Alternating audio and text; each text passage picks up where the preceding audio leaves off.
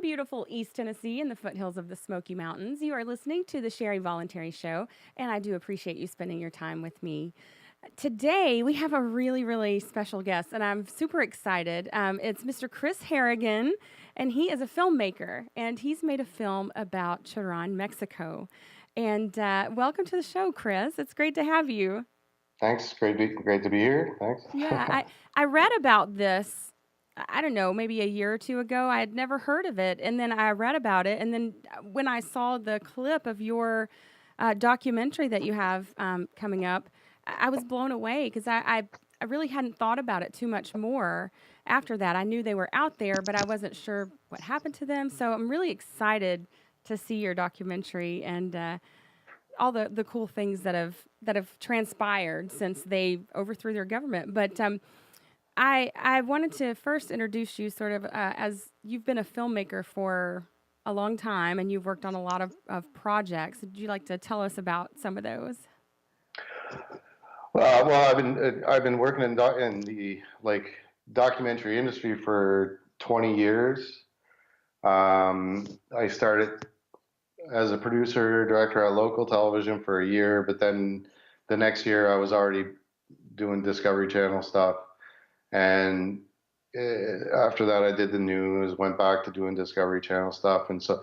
But at this point, I'm into hundreds of documentaries for multiple broadcasters, so that's where I gained my experience to be where I'm at kind of now, doing these things kind of on my own.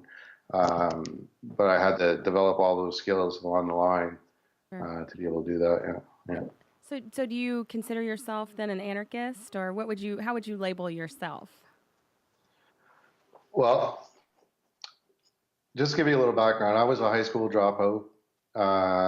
The school system had failed me in so many ways, and I just, I was already able to think back then, so I Yeah. left. But I left at 16. I even went back every year, kept getting kicked out. So at that point, I was already blacklisted, kind of thing. And I was at a school where it had such strict policies that, I mean, I think 30% of the school got kicked out that year. Wow. Or yeah, yeah. And then there was a rash of suicides, and it shows you what happens really Wow. when there's too much rules and regulations and all these things. Like, for instance, my father passed away when I was 15 years old, and just before Christmas time, and I went back to school just a couple days after the funeral, but I wasn't ready, Yeah. you know. Yeah. So the next week, I took a couple days off and came back, and when they questioned me on it, I told them, why, and I got two detentions because I was only allowed a day and a half for immediate family, you Wow. know. That's amazing. Yeah, and then they sent me to see the school counselor, who thought it would be. I'm only 15 at this point, right? That it would be a good idea for me to go see a psychologist. Like to just to make sure everything's fine. I was fine. There was nothing wrong with me. Hmm. Um, but of course, you have to go during the day. And even though I'd only be gone for one course, that counted as a day. When I hit 12 days, there was a strict school policy that you were out. So even though they sent me there, Wow. they kicked me out the second I hit the 12 days. It's like that's government all over. Like that's just bureaucracy and that's seems to be like the norm for them is that they create problems and then they really don't care what the consequences of the things they've created in someone else's life are. It's these are our policies and that's it. You got to deal with Yeah, it. there was no sympathy for like in any of it. But Wow. years later, I knew I didn't want that to be the end of the road for me, so I went back and got the credits I needed. Went to university as a mature student, and I was taking psychology because I was really interested in that kind of a thing. Mm. And philosophy as a minor. Well, the next year I flipped that around because I had actually, after my first year in psychology, I went and worked as a counselor with schizophrenics and multiple personalities as a summer job, and just saw like this. I was kind of really disillusioned with what I was seeing. Mm. This is how we take care of these people. Like, honestly, like, and the way that the people with master's degrees and stuff were working there, and the way they would treat the people, and just I didn't dig it. But what I did dig was philosophy. Sure. And one of the projects that we had was on liberty. So, sorry, I was just worried that my mic might have been Oh no, it's scratching. fine. Uh, and that's really like I did that, and I loved it. Like I just, you know, and my friend was working for the Weather Network, and he came by and he watched my film, and he's like, Chris, like you're totally missing your calling here. Like, so I thought about it for another year, and then I quit, but not before the idea of anarchy came, when I was kind of looking for what makes sense, because at that age everything made sense. Socialism made sense, capitalism made sense, and but it didn't, Yeah. like at the same time. And then I ran into anarchy, and I was like, well, this is all I want. Like, this sounds good. Leave me alone, I leave you alone, and like just all the concepts made sense to me. Like, and it's actually my first tattoo was an anarchy sign when I was like 27 years old, discovering it. So, if you'd have talked to me about anarchy before, I knew what anarchy meant.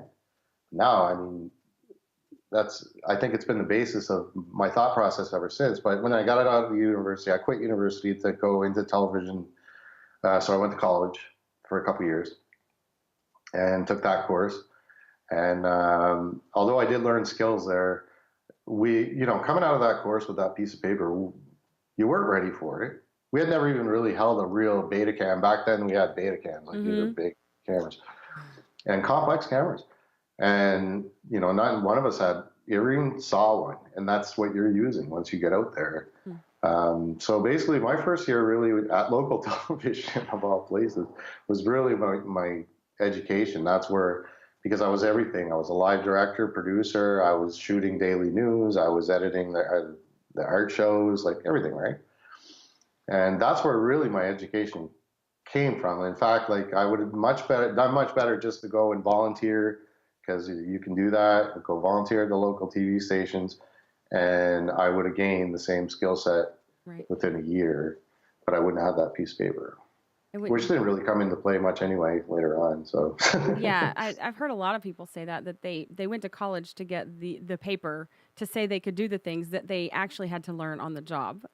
Yeah. so there's a lot of that. I can call myself an anarchist in the sense that I really understand the word. I've studied, relentlessly about law and philosophy. It's just a lot of stuff that all pertains to this, and so now I guess I would have no choice but to call myself an anarchist, because I don't think anybody has the right to rule over anyone else without their consent. That's just the bottom line. Like, yeah, it comes when you recognize that fact. I think what it does is it makes people make a decision. Either I'm going to be intellectually honest and extend that fact to everything in my life, where I'm not going to force or coerce people to do things because I don't believe that's right. Or I'm going to have to justify my violence and coercion and the things that I advocate for as violence and coercion. But once you see that, you have to understand that it's violence, to a state over people where it forces you to do things or not to do things and throws you in a rape cage for that. Then, it's... there's really no getting away with it. Like, you can't unsee it once you've seen it. You can pretend, but you can't really unsee it. So and I've seen it. Like, I've seen it now. Like, I mean, where you can't tell me it doesn't work. I know it works. But yeah, one of the guys I went to Sharon with, Jacob. I never pronounced his last name. Sorry, Jacob, if you're ever watching this. But Schuler, I think he's from Denmark, and he said something that makes a lot of sense. Like he said, like, okay, you need certain rules. I mean, you need rules to boil an egg, but I don't really see the need for much more than the basic common laws, like, or natural laws, whatever you want to call them. Don't kill, don't steal, don't destroy somebody else's property, and don't lie, don't create fraud in the contract, kind of thing. I don't really see why there's a need for much more than that. Now that I've seen it, it's hard to imagine it if you've been like, I mean, I've been brought up in a pretty socialist place, Canada, and I've had to unlearn, even though I'm more awake than many people. I mean, and I got into this a while back. Like, I don't think you wouldn't know this, but I made some films about cannabis oil. There's a guy here in Nova Scotia named Rick Simpson. He's not here anymore, but he accidentally rediscovered cannabis He said oil and the healing of. cancer. He had Yeah, something to do with cancer. I remember the name. yeah. So I made a film about Rick Simpson. It's on YouTube for free. I couldn't not put it out for free. Just my morals wouldn't let me. um, and it's called Healing Cancer with Cannabis. It's a full length show that everybody, not just every Canadian, but everybody, you want to see corruption. You want to hear corruption. You want to see what really goes on. Go listen to the story about what happens when you find the cure for cancer. Like, I mean, it's the community that got Rick out of that. He was looking at 12 years, 4,500 plants, and he was giving the medicine away for free. And he got a $1,200 fine and a slap on the wrist. But then he went to go get his Freedom Fighter of the Year award at the Cannabis Cup. And when he was there, they raided his house. Wow. Yeah. And if you watch my film, you can determine whether or not they were actually bringing stuff into his house. It sure looks like it. Mm. And 2 years later, I hadn't heard from Rick for 2 years, and I became a father in the meantime. And there was still the Phoenix Tears community, which are all the people that were involved with Rick, who were also, got involved and put their lives on the line. So I was actually making a film about a short film that was meant to be all part, there's still a film I'm going to make about the whole thing. I've been shooting it for 9 years. Wow. But he was healing people for free, and I went and I had somebody who had cancer. So anyway, I shot this documentary about this guy, and hardly little, actually, he's huge. Who's just such a humble man who just doesn't care about money. All he cares about is helping, and the things he's done to do that would astound people. And he's gone to jail. He's done hard time. He's still looking at it. If you think in Canada it's legal, look, we just flipped one system for another. We used to have 8 laws. Now we have 48 laws, right? And strict. Mm-hmm. But I when they actually put him in jail, I couldn't believe it. And I was just my only response was to make this thing. I hardly even remember editing it. How could you be putting this man in prison? Mm-hmm. And that went viral. And 2 days later, they dropped the charges against Rick Simpson, and he was able to come home. He left again because he just can't stay in Canada anymore. Yeah, that's amazing too. And you see that a lot where if you can get enough public support behind you, you can maybe stop the state from doing what it wants to do. But if you can't get that support, people, they just lock you away, and they don't care. They don't have, they'll put you away for things that they don't even care about really, or smaller crimes. But they will get you if they want you. They'll get you. They'll figure out a way to get the people that they want to get. It's just you if you make a name for fighting the state and maybe nullifying some of the laws, the state will. We have something, I don't know if you guys, if your police force does this in Canada, but where the police will basically share information that's gotten illegally. And I forget the name of it right now. It's something construction. But they will actually give that information to a local police department. Say, hey, we think this guy's running drugs. We want you to stop him for, the taillight being out on his car, not using his blinker or something. And then we want you to be suspicious and search his car. And so they have all these ways around getting that. But they will build the case from the back end, from information that they shouldn't even have, because we live in a surveillance state. So they have these stingrays that intercept your call before it gets to the cell tower. It's intercepted and recorded, and the NSA and all those things. And I don't know if they're doing that in Canada, but of course we're Canada. We're USA light, right? Anything's happening there, it's happening here. You count on it. But to add to that, you want to hear. Because they've been after Darren ever since he's been out. Because as soon as he got out, he started groaning. He's wants to heal people. Mm. So last year he was growing under the 2 of the original licensees in Canada. Because we had licensees way back in right. I think it was in the 90s. I know most of these people. In fact, that's who called me just before while we were trying to set this up. Okay. He's one of them. So he's grown under all these licenses, and these are big activists. And one of them was with him at the farm, growing with him, has the license. He also has the only license in Canada for mushrooms, Wow. psilocybin. So they get home to their farmhouse that's been donated to him to do this. It's got like a mile-long driveway to get to the farmhouse. They get to the farmhouse. Now, this is all what I've been told. They get to the farmhouse. The police are in the garden. They put their hands up. They didn't have a warrant. Nothing. They leave them alone. I think I'm getting the story right. I got, I'm not sure, but there was no warrant. There was nothing. Then they came back, cut down the garden, again with no warrant, and no record of it, as far as I know. Oh, wow. That's 1,300 people. And when these guys grow plants, these are 2-pound plants. Or these, and it takes a pound to make a treatment. Right. That's at least 1,300 people that were waiting. And believe me, they were waiting, and some of them died. Like, some of them went right online and, stage 4 cancer. And I was waiting for that. And, That's awful. Yeah. And they were trying to, and really what happened is he pressed charges on them for putting it, in my opinion, for putting them in prison the first time. He charged everybody, the cops, the judges, everybody.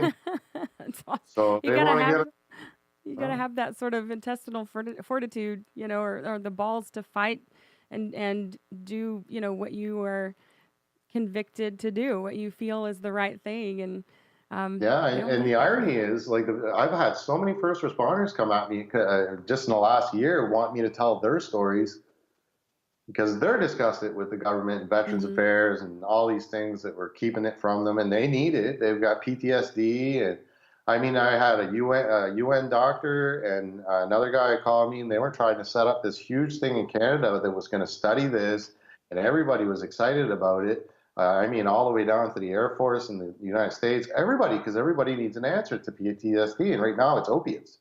Right. But this is working. This is working for everybody. Let's study it. Blue Cross was like, I'm all involved. Of course, this is all hearsay. I can't, I didn't see paperwork. This is what I'm told. But they were stopped by Veterans Affairs and a big black hole of bureaucracy. And from what I'm told, the higher ups at Veterans Affairs are in bed with the pharmaceutical companies who have these treatment centers that treat with opiates. Right, the cronyism. So they're getting a hold of me, all the people that actually putting these people in prison. See, so it's hard for me to really be compassionate, even though that those stories need to be told too. But it's not up to me to tell every freaking story about it. Yeah, we only have so much time in our lives to do the things we need to do. So, let's get into this current documentary. Now is it's called Anarchapocalypse, correct? Is that? Well, yeah, it is. It doesn't actually start in Toronto at all. It starts at the Anarchapoco in last year. Okay. And I just had this huge calling to go down, and I was just finishing up a job. I called Nathan Freeman. I was like, listen, I'd like to come down there. Are you guys cool with that? And he's like, yeah, man, if you can help, well, anyway, short story long is I wound up working the conference.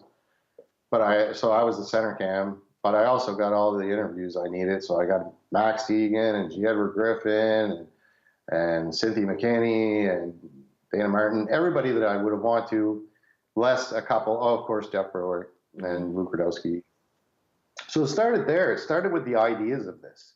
Like, these are all the top thinkers of our day, in my opinion, telling us, warning us, giving solutions. Is just a garden of ideas that could really affect our future in a positive way. Sure. And then, so I went home with this pile of interviews, and I could have made a documentary just with that.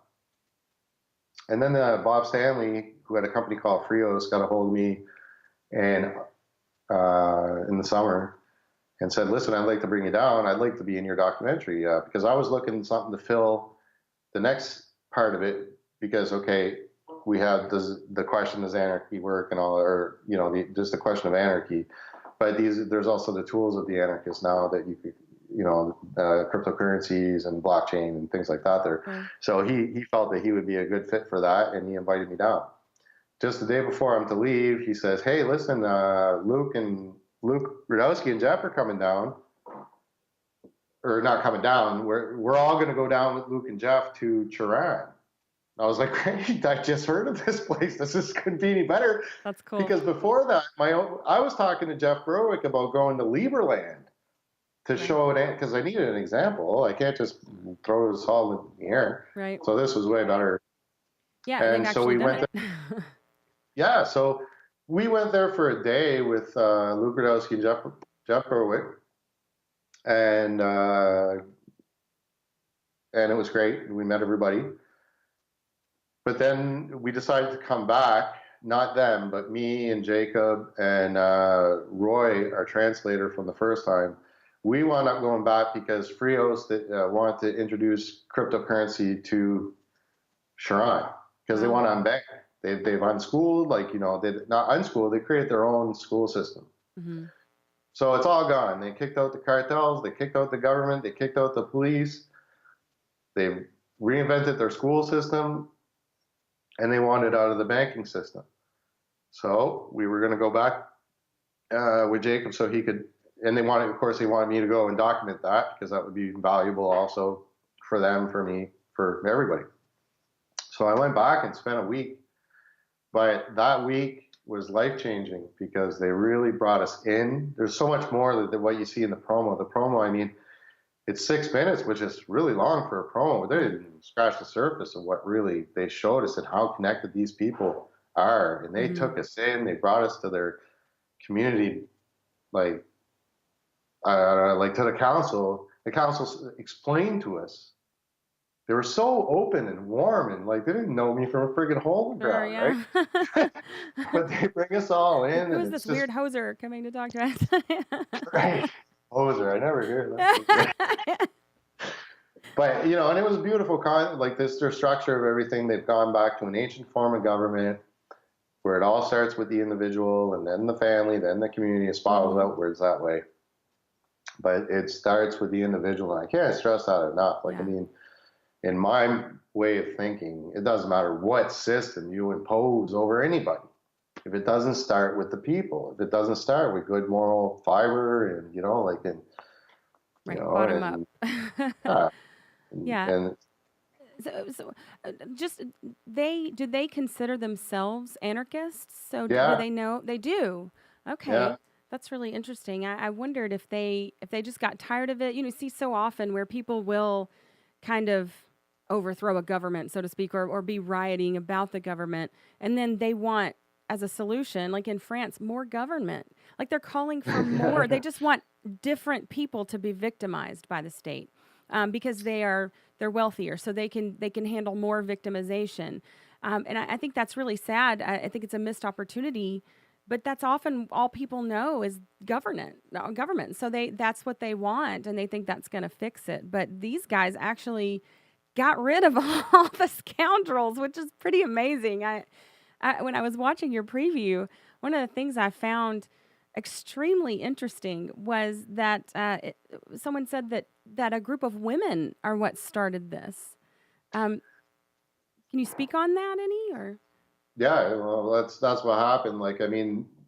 As this was building up, there was murders and kidnappings, and you couldn't go outside your house after 6 o'clock, kind of thing. It was a horrible environment that these people were in, and these are Purepecha people. Those people have never been taken over, ever. Not by the Aztecs, not by the Spanish. Wow. Clearly not by the government. They have a history of resisting authoritarian rule. And these are sweet little nice people. I'm not what you'd expect, but it's the heart of that people. The day came where they went, the loggers were coming down to watch this happen every day. They're cutting down their forest, and these people are so connected to the earth that this was killing them, spiritually. And one day came that they cut down one of the big, beautiful, sacred trees, and that just set it off. And it was the ladies it was the women that started it. But it was actually a priest who really stood up to them first. Mm-hmm. And that I'll get more into with my film, and it Yeah. was I interviewed a guy. He was like the mayor in the '60s. He's like 90 some years old. He looks great. Like you just full of energy. That's cool. Yeah, I think that's interesting though that it was the women who sort of kicked it off because um, I think often, and you said with the sacred tree thing, they're often the keepers of those kinds of things. The women instill the morality in children at home and they're younger, and the religion and things like that, or the belief system.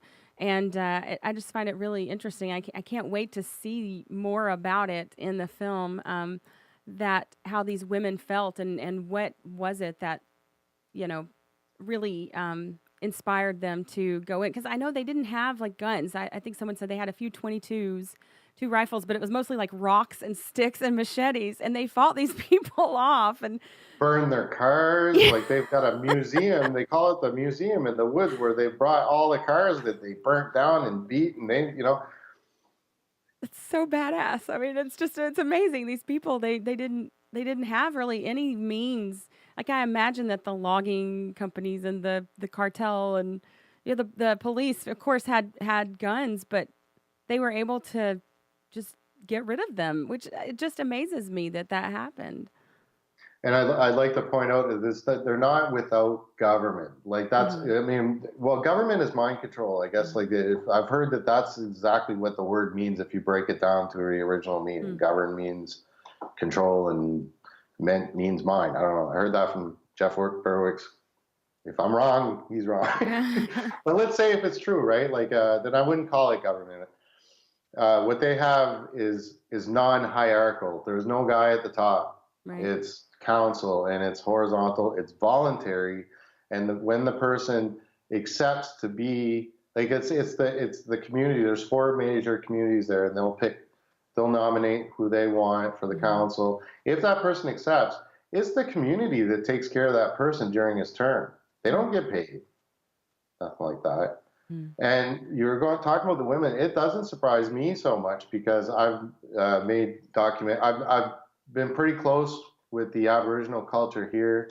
I've often had to sign non-disclosures that like just since the beginning of my career, like so I've gone to different reserves and seen but it's the women have a different role. It's the women that pick the chiefs. Hmm. The women are much more in charge Yeah. in native communities like that there's an Mm. equilibrium there that makes sense that we've forgotten Yeah. and My maybe, great or maybe never had. I don't know. right.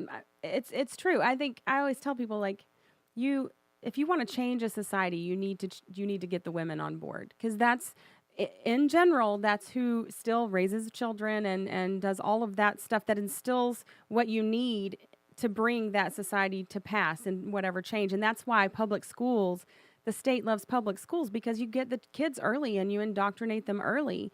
So I think that's really important. And my great grandmother was Creek, and we call her Big Mama, my Big Mama and Big Daddy, and they it's so Southern, but they she was very much a woman that believed in her husband being head of the house. But that said, she had a handle on everything going on in that home. Like if she didn't like something, it was known. And it was a quiet, sort of gentle um, authority, like a natural authority, but she really did feel a responsibility not only to her children but to her grandchildren. She used to tell me that every time we went to visit her, she would anoint us with oil, actually, and pray for us. And she would say, that she was praying for her children for 17 generations down, that they would, be prosperous and healthy. And she really took that seriously. And, she instilled that sort of care for her community and for your family in us all. And she was, sort of a matriarchal figure. And I think that that's what a lot of women do in societies where, the West may look at them as sort of marginalized people, but often they see their role very differently in society. The women that are there, not always, but that they are super important in those societies because they bring to bear or into the community those ideas that you have to have in order to keep sustaining that community, like the council and how you take care of them. Like, that's, if there's not someone to force you to do that, you need people who voluntarily do it. So Hmm. that's that teaching aspect that I think so many women provide, a really And there's important function. plenty of women on the council as well. The That's elderly cool. women, the elders, like the ones who were the ladies that, well, you saw them, those, some of the women that are in the promo, Hmm. when they're talking there, they were there. Also, the, like, this is a very dangerous place in Mexico, we're told, very, like Somalia. You can't go there. It's like red zone, do not go. I saw places that could be true. Like, we wandered out of Tehran at one point and hit a town. I went out with Rodrigo, who kind of became my de facto host. He was a translator, but geez, I couldn't have hired a better reporter. Like, he's amazing. So him and I went off one day, and we get to this little town, and it's not the same. We get there, there's a guy, like just some random guy as a checkpoint with a 6-shooter, and there's military there. It was just a totally different vibe. There's cop cars, but I didn't see any police. But so that means that it was just I don't even know what was going on there, but I know that we were followed by military, and we had them in front and back. I was not nervous, but I certainly uneasy. They have all their faces covered. They're sitting there looking at you as they're driving, like. Hmm.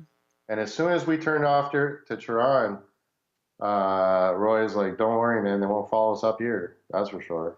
Well, But all the little towns going to Tehran had that very same vibe. I mean, really, there was like one town had, and they're all like 5 minutes away, like a permanent carnival going on in the middle of the town. It was awesome. Like, if you're gonna have a town, you might as well have a permanent carnival, yeah. right? It's not a bad idea.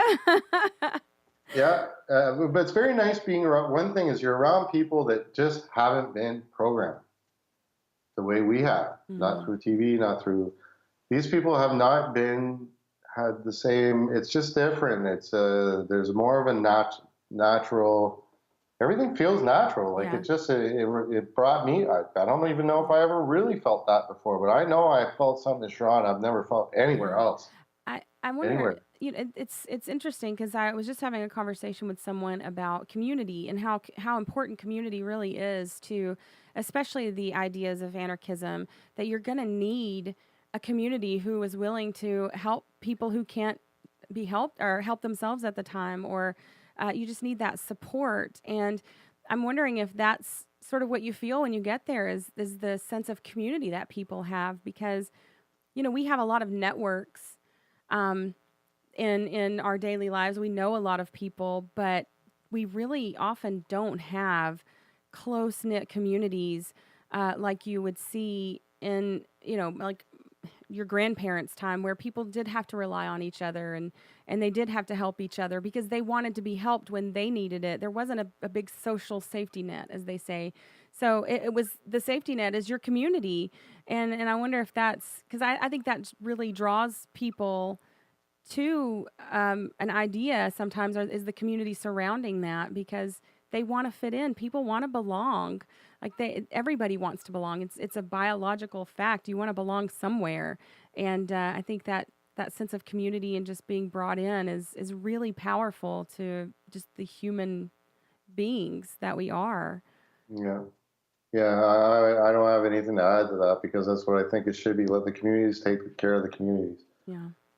If you have Luke said it best in the promo. Like, if you leave it to the community, take care of the community, it's going to work. Not some bureaucrat sitting on top, dictating, who's not even part of the equation and probably has a completely different agenda. Mm. You know, it's got to be.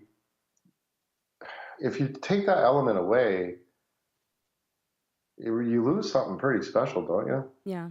Yeah, I think self governance, for one. Like, people will ask me sometimes, well, that's really radical what you believe. That just no government, nobody to tell you what to do. And I'm like, well, I would say governance is different than government. So governance is just people figuring out like they did in Chiron, how to run their town. Government would be the systematizing of that, and then you get a state, which is all about force. But yes, I mean, I do believe in radical freedom, but I also believe in radical personal responsibility. You have to have both, and we've just I believe in the societies that have a very intrusive state that people you have this learned helplessness that they then don't think that they can do it on their own anymore. And it just sounds like the people of Tehran have always sort of had that idea that we don't need anybody else in here telling us what to do. And if you try that, you're going to have problems. And so they've sort of retained that more natural uh, system that it seems like they've always had, maybe their history. There's another huge factor to this too, is their spiritual connection. They haven't lost that. They still have, like, all over Mexico is more or less Catholic, right? So they still have the church, all that stuff, but they haven't lost their shamans. They brought us to their sacred sites where, literally they're telling us about space portholes and stuff, and when we see them, they're like, "What? Like, you don't have space portholes? Where you come from?" Like, almost strange to them. Like, Right. They have their old system still in place, so they're looking at a reality in a completely different way than the rest of us, because they haven't lost that. And I had, like, when I did, I went and made a film in Peru about the ayahuasca and all these things for the Trailer Park Boys for their channel. Right. And now that I've done ayahuasca, like, that was the most by far profound experience I've ever had. And it was like, if I reconnected to the bigger consciousness, these people might have never, for once, I don't know, maybe the whole thing was in my mind, but let's just say what I experienced was true, and I really did see the afterlife and all these things, and I was part of something just major. Because as soon as I got into this space, it was like, man, I've been here a billion times. Like, I remember this. Like, this is where I'm from. If they've never lost that in the first place, that's a completely different point of view than you or I, well, maybe that's me because I did ayahuasca, but could even fathom. Like, that's why they're so connected to nature. I mean, it's not separate from them. They're part of it. They're the keepers of it. Yeah. That's their role, is to be the tenders of, yeah, is that the right word? Like, Yeah, tender of the environment or whatever. Yeah, I do. I see that even in. I went to a family reunion a few years ago, and I was looking through some old journals, and I was noticing how everyone kept track of the weather. Like, I don't know if it was a family thing or if people just did that then, but they would all mention the weather very consistently. And one of the ladies, she put it every day. And I realized that because they worked outside. My family, they picked cotton, and they would want to understand, like, the weather patterns, because they didn't have the internet to tell them, what the weather's going to be. So, they had almanacs and things like that, but they were really more connected with how weather affected their lives. They didn't have the luxury of working indoors and not being out and doing those things. And so I think that's pretty natural for people to be interested in the changing of the seasons and when the rains come and those kinds of things. And we're not really as connected with those patterns of just our own natural environment and the weather. Like, we know it's winter, it gets cold, and then it's, the summer. And but there's really a sort of art to learning how to live with the land or on the land in a more personal way. That I know a lot of people are getting back into that sort of primitive type living. Have gone to this festival called Playthink. It's called the Burning Man of the East, and in Kentucky. And someone there was telling me about all these primitive skills festivals that you can go to and learn different things. But it's really interesting to me, just the idea of connection to how people live in or live off the land in a way that maybe hopefully, I like being comfortable, but there's something to be said for having your hands in the dirt, and growing something from the ground. So I think that's They, great. Um, they actually have a on the top of the mountain. It's all volcanic. Like all the mountains are volcano, like, pretty much flat top. There's this big rock there. I think even maybe it's in the promo, maybe not. I don't know. But there's this big rock there. If the rain doesn't come on a certain day, they go and they do a ceremony there and they pray to the rock, and then the rain, they say, always comes. And you actually, it is in the promo, and you see Roy's talking about it, and you see the guys just sitting there they're.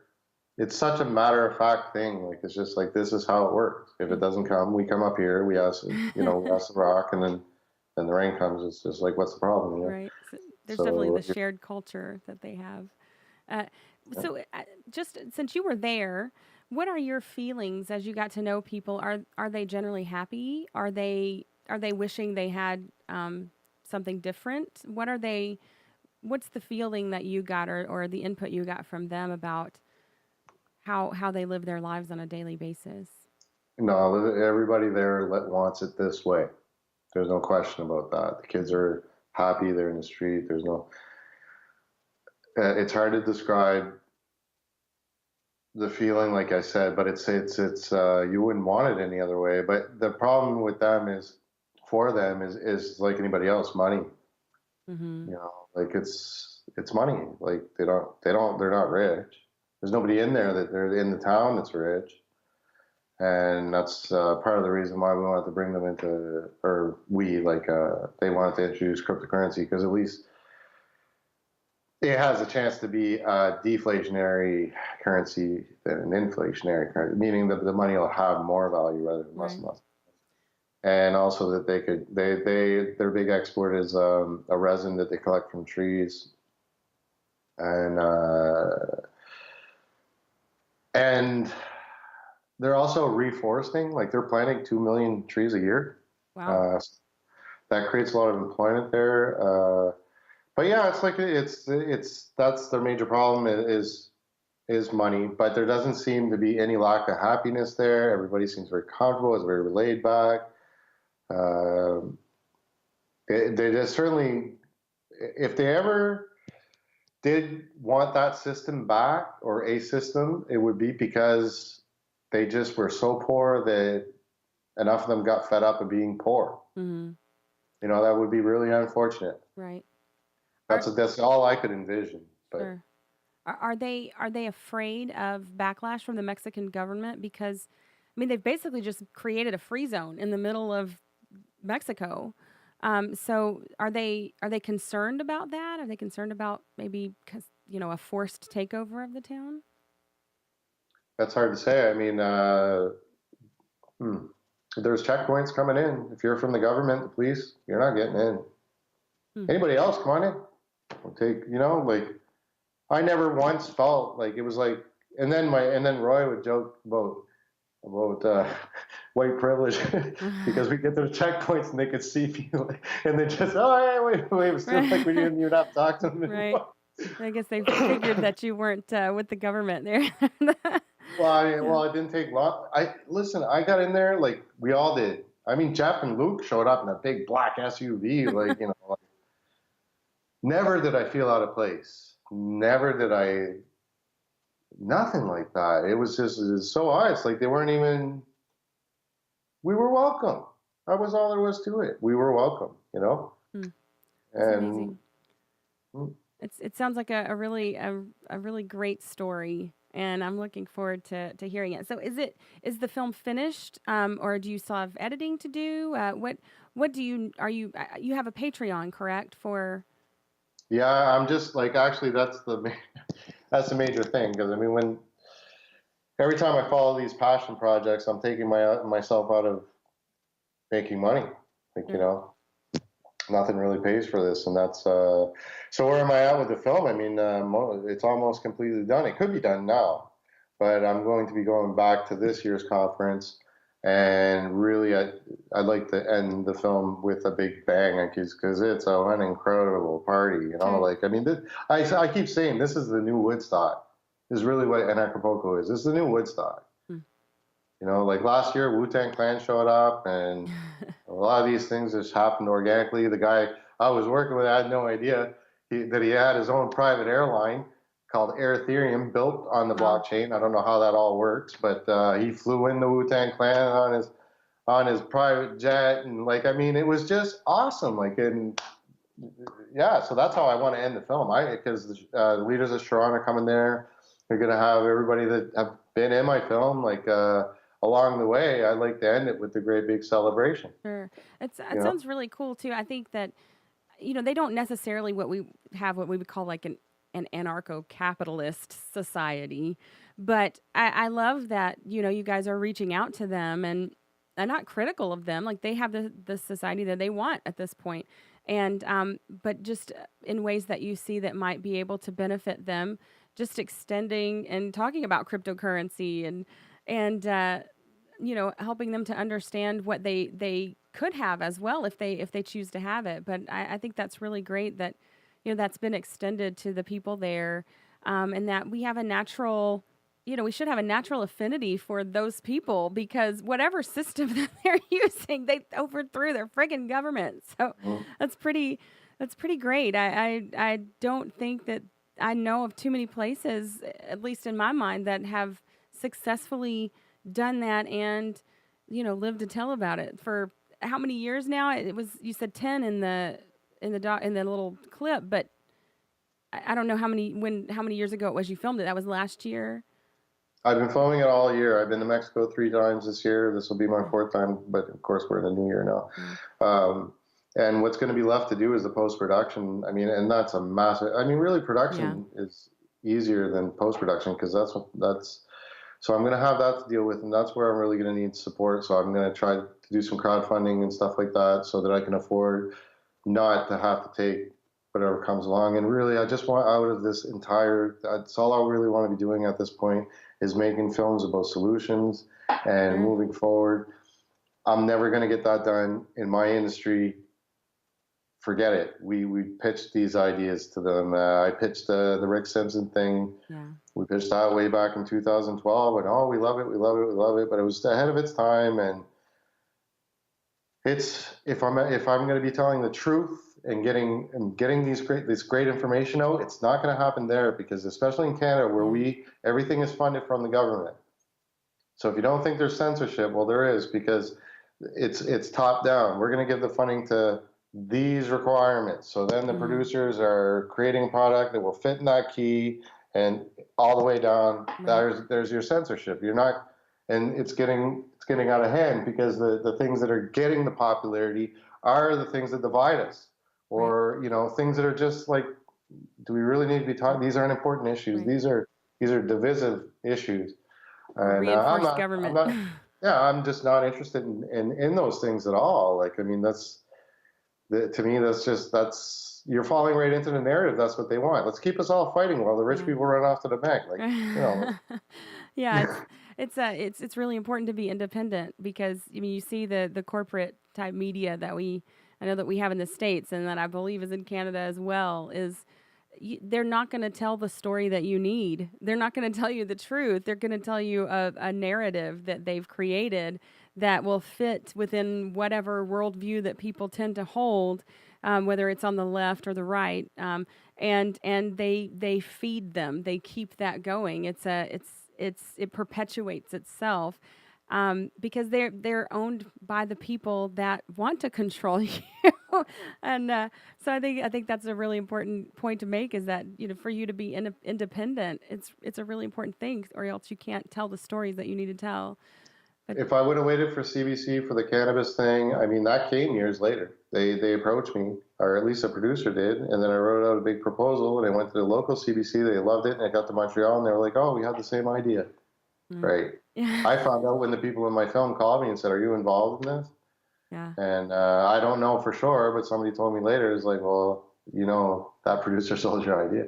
So, but 3 days ago, and this happens periodically, because I mean that the film, the original, like if you go look at Healing Cancer with Cannabis now, I don't know how many views it's got, maybe 100,000, maybe 140. But I just put it out last year when the Mm. Emerys got arrested. They were very big activists here in Canada.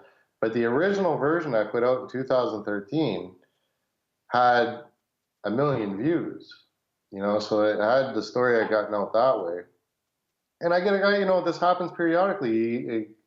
He actually wanted to support this film, and he said, I wouldn't be here if it wasn't for you, and I can't actually donate any money, but I can send you some oil, because now that's what he does. Since he's cured his own cancer, he Wow. now helps other people. And once you've got that, and money's never been the most important thing for me. Doesn't that give your to me that gives my life so much more value than. And the other thing is, there isn't anything in my industry that I set out to do that I haven't done. I'm Mm. done with that. I don't, I've accomplished those things. I don't feel I have any more red flags or whatever to put up, or red flags, or, I'm not interested in mainstream media. I haven't watched TV in 10 years. Right. And I've been doing everything I can to make this my job. And, this film, I don't plan on this film is not going to be this isn't going to be a YouTube film. This is going to Sundance. This is going to Cannes. Great. Like, we're going to get the word out there. Like, not even just this is a really relevant subject for the whole world, that the whole world needs to hear. Yeah. Especially right now with all these, when we're questioning, well, people are questioning, do we need government? What should be the role of government? All these are coming into question, even with your most conservative, and I use the term loosely there, but you're more, your grandmother and your grandfather, or your aunt, or people that just don't want to hear about it, are the ones talking about it these days. And this is a film that I'm not slanting it any which way or the other. I'm just going, and that's what I do. I point a camera at it, and you can decide. And Telling the yeah, story, letting the story tell itself. That's yeah. great. So what is your Patreon, Chris, that people can support you and get this film made, that I think is really important for people to see? My Patreon is XHRGN at Patreon. I'm going to get some more mechanisms in place, because it's really to a crucial point now where I have to. So I don't know when this will air, but I may have an Indiegogo or Kickstarter started by then. And that's going to be one effort I'm going to be putting forth. I have been getting a lot of support. I haven't had to pay my way to Mexico or anything like that yet. Great. These are the kind of support I'm getting, but the support I'm getting doesn't pay the rent, and it doesn't keep the lights on. Well, and I do shoot, like, the way I shoot is in a very advanced format, which is called S-Log, there's a lot of work just in processing that, but you get the most information out of it. So anyway, it's a big editing process that needs to be done, and any support I get helps me, and helps, it just, yeah, I hate asking for money. I hate it. The whole thing is contrary to but I don't think it should be seen that way. I think if people should they should vote with their dollars. And if you think something like this is important, throw $10, throw $5, throw $2. I don't care. But every time I get something, it motivates me. Yeah. It helps me to say, I'm doing this for a reason. Mm-hmm. Yeah, we can't all have the skill sets. This is something we've been talking about with my friends lately is, I'm the same. I don't really like asking people for money. I just, but when you put a lot of time into something, and you have to eat, you have to pay the bills, right? But you're trying to get a message out there, and people will tell you they appreciate it. But you have to make some money, so that you can put back into it, so that you can have that. Otherwise, you have to go get another job and do something else to support yourself. And so I think it's really important to recognize that, we don't all have the skill set to be a filmmaker, but you do, and you've made this incredible film. I mean, just the preview of it, I was just so interested in what they were doing, what had happened there, and I can't wait to see the finished product. But if people want that kind of information out there in a big way, then they've got to support it. Otherwise, it doesn't get done. And so it's really important, and it is a form of activism in itself to support the content creators that you appreciate their work. And it keeps me from having to go to a producer Yeah. too. You know, like I've Vice, even their first show, you can see my footage. They bought footage off me.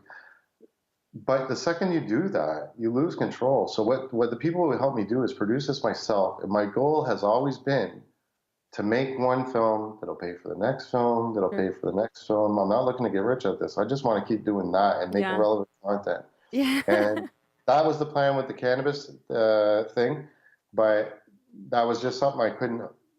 I felt it had to be out, and plus we had 3 other projects. And that was actually the point when CBC said no. I was yes, but no, and sent us to the documentary channel. And they were like, yes, but no, and then finally I stopped everybody and I said, well, look, I have this one awesome interview here that I can sit down for a month, and it's a documentary in itself. So that's what I did, and I tried to raise money to bring it to the next level.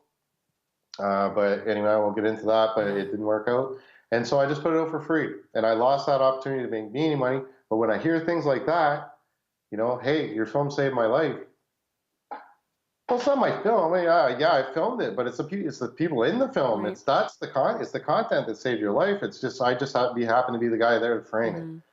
It needs to But get out, though. That's the thing. yeah, and now it is. Look, it's just about everybody has heard that cannabis can cure cancer. You know, or multiple diseases. It's not even questioned. I mean, that's the whole. And now it's legal in Canada. So this was in 2013. 6 years later, the world has changed. Unfortunately, the people who really helped change it are having their industry stolen from them and usurped by the very people who were locking them up before, and then creating laws to keep locking them up. Sure. Yeah. So, yuck. Yeah. Right. That's a great way to end it. Yuck. So the film is Anarchapocalypse. Did I say that Yeah, right? that's And the working title. yeah, And and you can go to the Patreon XHRGN. yeah, that's encrypted for my name. So X is for Chris and Harrigan. Okay. That's just the only mechanism I have out right now. I will hopefully, but when you put this out, I'll have more mechanisms in place. Everything does help. And there was another point I wanted to make, but I forgot there. Great. Well, I appreciate you coming on, Chris, and I hope that whatever this can do to help get that made and get you to Anarchapulco and finish the film up. I hope that happens for you, and that it's a great, the next step. It gets you to your next project as well. So, thank you so much for coming on. Well, thanks so much for having me. It's been a pleasure. Take care.